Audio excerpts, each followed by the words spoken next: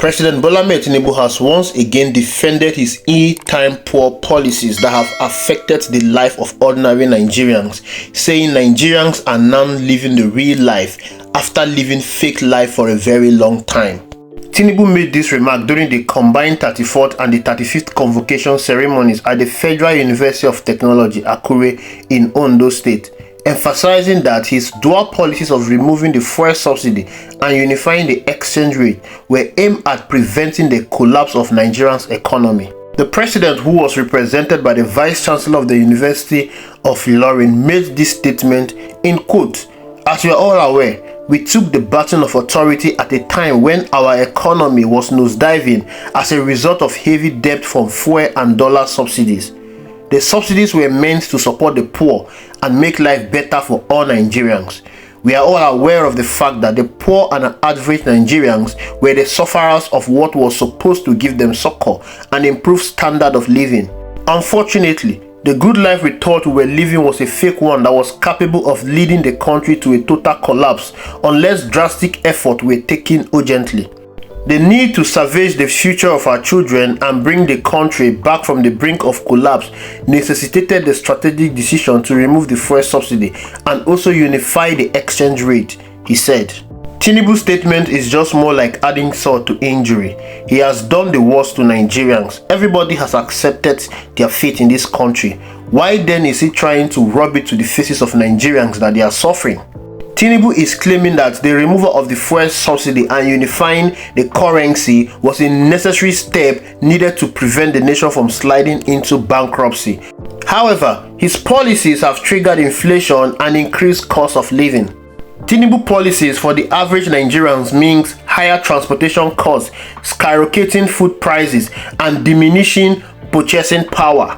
Many households in Nigeria struggle to afford even one decent meal a day. Children go to school hungry, and many families cannot afford essential goods and services. While implementing these policies, Tinubu has told Nigerians that they need to sacrifice for the good of the country. They need to endure, that there is light at the end of the tunnel. But in stark contrast to the sacrifice he demands from ordinary citizens, Tinubu government continues to indulge in lavish spending. This is the same man that bought a new presidential jet of over 150 billion naira. This is the same man that subsidized Yaj, a non-profit religious activities, for 90 billion naira. This is the same man that used 21 billion naira to renovate the office of his vice president.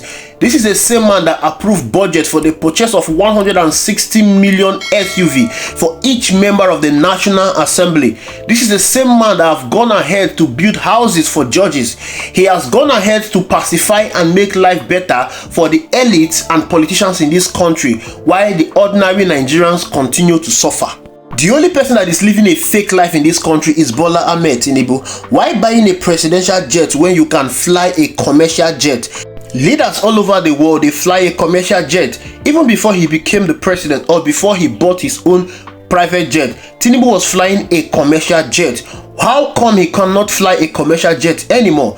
Tinubu and his entourage, they continue to embark on expensive foreign trips. The recent trip they embarked in France shows how wasteful the government can be. How can you travel to France with over 50 entourage? This trip alone will cost millions of dollars of taxpayer money, and they are not going to pay with their own money. They'll be using Nigerian money to offset these bills. After wasting Nigerian money and destroying the economy, the same Tinubu went to a G20 summit in Brazil and was asking world leaders for help. He was asking them for grants. I am from Nigeria. It's better to give you the true picture of what's going on.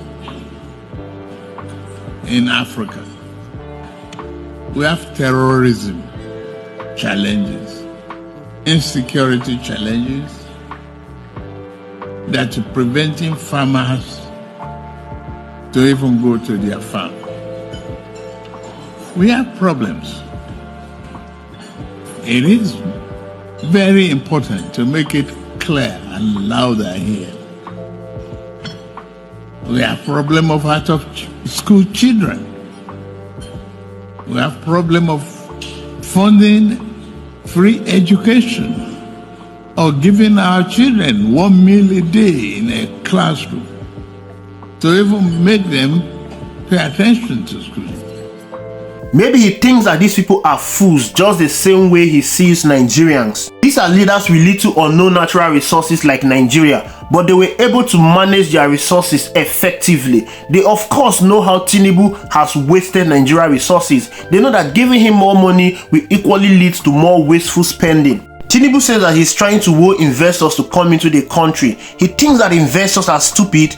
No investors will like to come in a country where the environment is not friendly.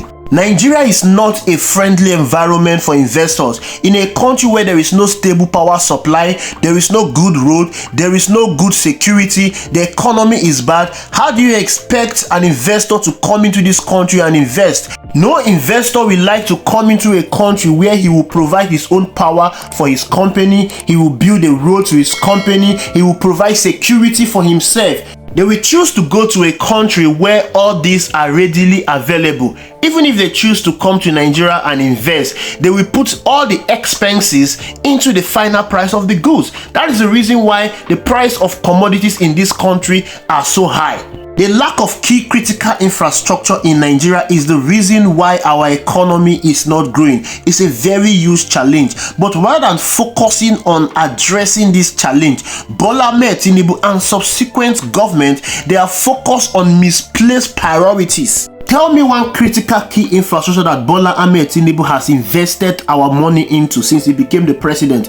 Instead of investing in this critical infrastructure or social programs, funds are directed towards non-essential projects and luxury items. Foreign investors that saw Nigerian potential, that came into the country to invest, are now living in drove because of Bola Ahmed Tinubu's poor administration and bad policies. The hostile business environment marked by Tinubu's inconsistent policies and high operational costs has made the country unattractive for investment. Even long-standing businesses and investors that endure President Muhammadu Buhari's 8 years of hostile administration could not even endure President Bola Ahmed Tinubu's 1 year of bad policies. They've all shut down their businesses and relocated. This mass exodus of these foreign investors underscores the failure of Tinubu's economic policies to create a stable and conducive environment for growth. It all shows you how terrible and bad Bola Ahmed Tinubu administration is for foreign investors and local businesses. The hallmark of Bola Ahmed Tinubu administration is hypocrisy at the highest level. A decade ago, Bola Ahmed Tinubu protested vehemently against the removal of fuel subsidy. Today, he is now trying to make himself as a champion to the very policies he once opposed. His own policies have brought devastating consequences for ordinary Nigerians. Criticizing Nigerians for living a fake life before he took over office is both insensitive and hypocritical, as this is a sharp contrast to his extravagant lifestyle. While ordinary citizens struggle to make ends meet, the government continues to spend lavishly on non-essential items. There is a sharp contrast between Tinubu's calls for sacrifice and endurance and the reality of his government spending. There is no single policy of Bola Ahmed Tinubu that shows that the economy will get better anytime soon. It shows that Tinubu was not really ready for government. All he wanted was to become the president. That is his lifetime ambition. To him, if President Muhammadu Buhari, after contesting for 3 consecutive times and failed woefully, could become the president of the Federal Republic of Nigeria, I, Bola Ahmed Tinubu, can also become the president of the Federal Republic of Nigeria. If President Muhammadu Buhari can achieve his lifetime ambition of becoming the president, I can also achieve my own lifetime ambition of becoming the president. To them, it's all about getting hold of power. It has nothing to do about service delivery to the people. If Bola Ahmed Tinubu was really focused on delivering essential service to the people, he would have started by cutting down the cost of governance. He would have started by investing in key critical infrastructure. He wanted to invest in key critical infrastructure, and he started by building a 16 trillion naira Lagos-Calabar highway, a project that will span across for 30 years, a project that he will not even be in office to complete, a project that most Nigerians will not even benefit from. Tinubu is embarking on this monstrous project while federal government roads scattered across the federation has been left in a deplorable state. Traveling on Nigerian road that used to be fun fair now is now a nightmare.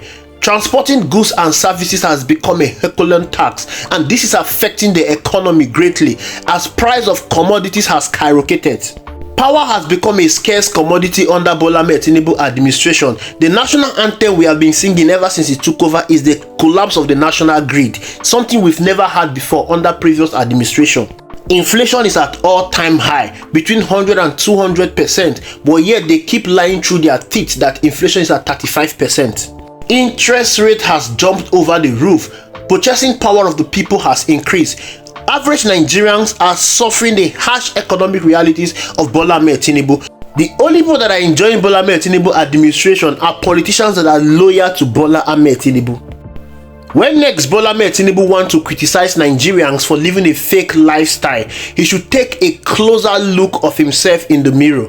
The only reason why Bola Ahmed Tinubu will say things like this to Nigerians, the only reason why he will add salt to the injuries he inflicted on ordinary Nigerians, because he knows there will be no consequences, there will be no repercussion, there will be no reactions from Nigerians. These are the same people that have continued to endure his bad governmental policies without any pushback. He knows his people, and he knows he will continue to do more and more negative things against Nigerians without any pushback. Thank you for watching. I will see you in the next video.